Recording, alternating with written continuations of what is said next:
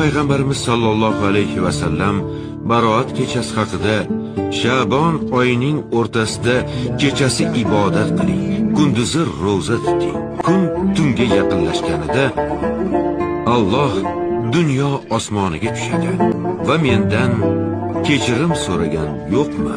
Uni kechiray. Mendan rizq so'ragan yo'qmi? Unga rizq beray. Musibatga uchragan yo'qmi?